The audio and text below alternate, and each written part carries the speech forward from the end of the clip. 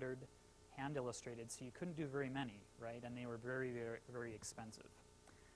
Just to give you an idea of how expensive they were, do you realize that early illustrated manuscripts were printed on vellum, which is sheepskin?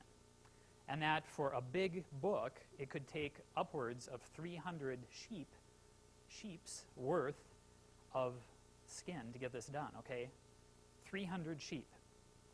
So we're talking about a lot of sheep. And that's a cost that did become prohibitive, okay? It didn't allow the book to flourish in quite the way that it has since.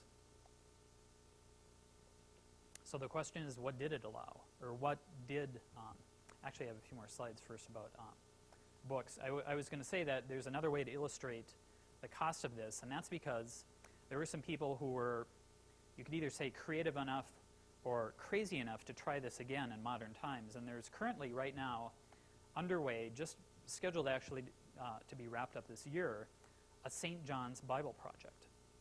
And what's happening is that the St. John's University, there's a monastery up in at St. John's University in northern Minnesota. There's also another monastery in Wales. And the monks are collaborating and doing this actually digitally, ironically enough, designing it digitally, but then printing to vellum at the end. And they're recreating modern illustrated versions of a Bible today.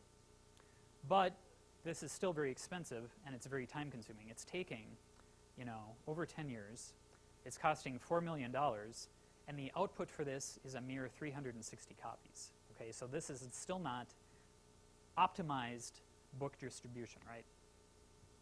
So we don't get that until 1441, because in 1441 we have